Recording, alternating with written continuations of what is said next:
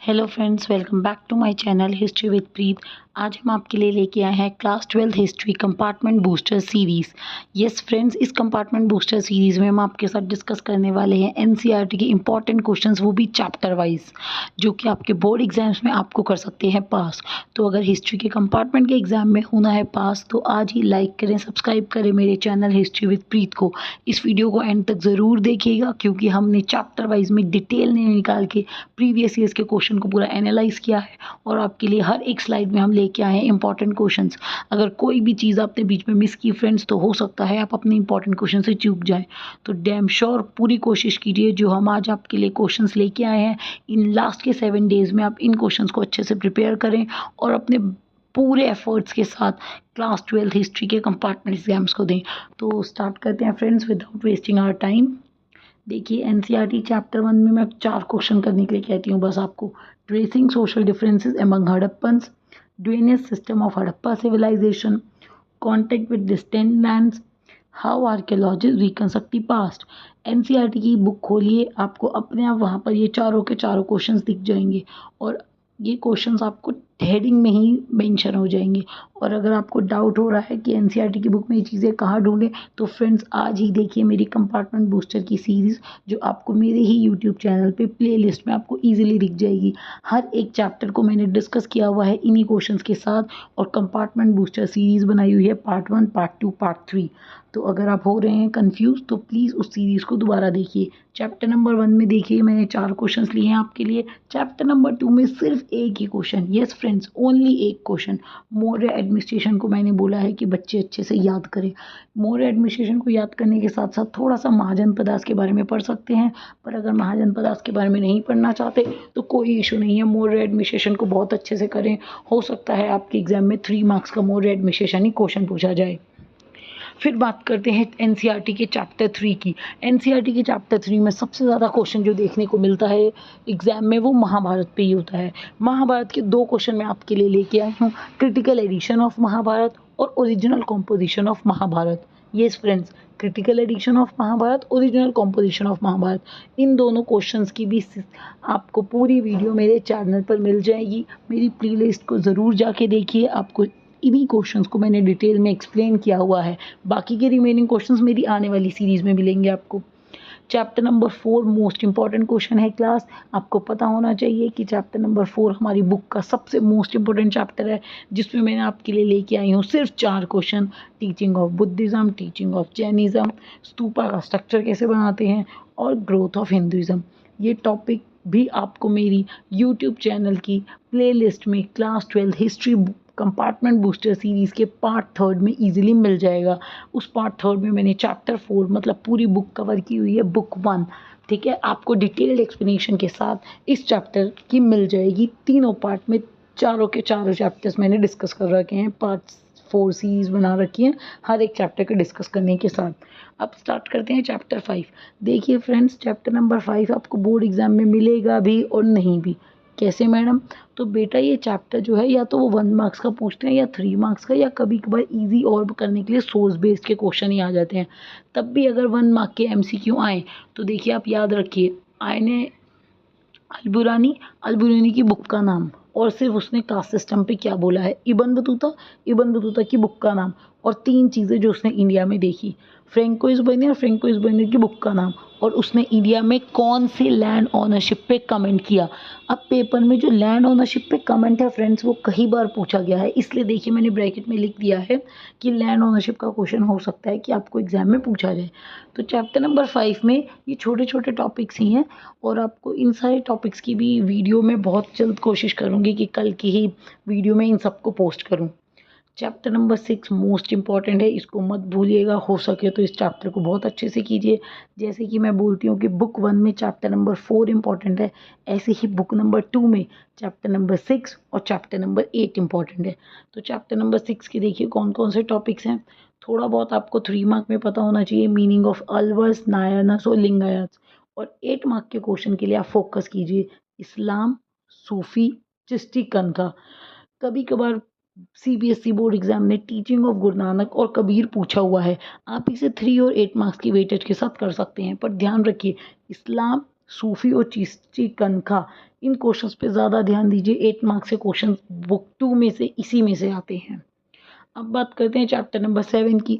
ये भी friends chapter number 7 ज़्यादातर 1 और 3 मार्क में देखा गया है, पर मैंने आपको जैसे बोला, मैंने सारे प्रीवियस ईयर्स के पेपर आपके लिए एनालाइज किए हैं। मुझे 12 से मोर देन का एक्सपीरियंस है, तो उसमें मैं तब भी आपको बोलूँगी features of Vijayanagara empire, features of Virupaksha temple, features of Vitthala temple, 3-3 marks के हिसाब से 3-3 पॉइंट्स बस इन क्वेश्चंस के लर्न करते चलिए।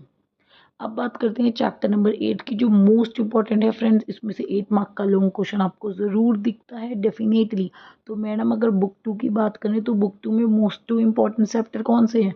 तो बेटा बुक 2 में मोस्ट इम्पॉर्टेंट चैप्टर 2 ही हैं, एक चैप्टर नंबर 6 और एक चैप्टर नंबर 8। चैप्टर नंबर 6 में मैंने अभी बताया, इस्लाम चिश्ती पे फोकस कीजिए, और चैप्टर नंबर 8 पे फोकस कीजिए, role of zamindar, role of village panchayat, role of women और आयन अकबरी। अब बात करते हैं चैप्टर नंबर 9 की। देखिए चैप्टर नंबर 9 में मैंने साइड में छोटा सा नोट डाला हुआ है। सीबीएस के प्रीवियस ईयर्स के एनालाइज के हिसाब से चैप्टर नंबर 9 में ज़्यादातर क्वेश्चन 8 मार्क्स के बोर्ड एग्जाम में नहीं दिखते। बाई चांस रैंडमली 3 मार्क का कभी कोई क्वेश्चन दिखता है, तो उसकी भी कोई गारंटी नहीं होती। इसलिए देखिए मैंने अपनी पीपीटी में भी आपके लिए, यूट्यूब में भी नीचे साफ मेंशन किया है। चैप्टर नंबर 9 में से हम ये कह के चलते हैं कि चैप्टर नंबर 9 के कोई स्पेसिफिक और इम्पॉर्टेंट टॉपिक्स नहीं है। Still if you have a time तो फोकस कीजिए 5th रिपोर्ट पर, वाई जमींदार डिफ़ॉल्ट ऑन पेमेंट्स और या डेक्कन रॉयट्स कमीशन। सुनिए फ्रेंड्स ध्यान से, अगर आपके पास टाइम है तो ही चैप्टर 9 पे फोकस कीजिए, अदरवाइज मेरी सलाह मानिए तो चैप्टर नंबर 9 को इग्नोर करना सीखिए अगर आपको कंपार्टमेंट के लिए ही सिर्फ पास होना है।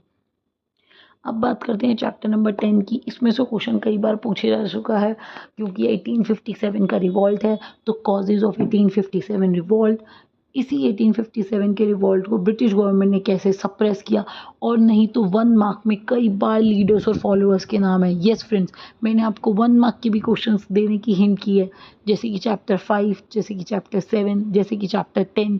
इसमें से 1 मार्क के क्वेश्चन पूछ लिए जाते हैं कि कौन सा स्टेट में कौन सा लीडर था, कौन से स्टेट में कौन सा लीडर था। एग्जाम्पल के लिए दिल्ली का लीडर कौन थे? Bahadur Shah Zafar.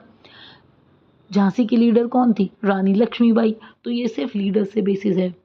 Chapter number 11 most important topics, most important.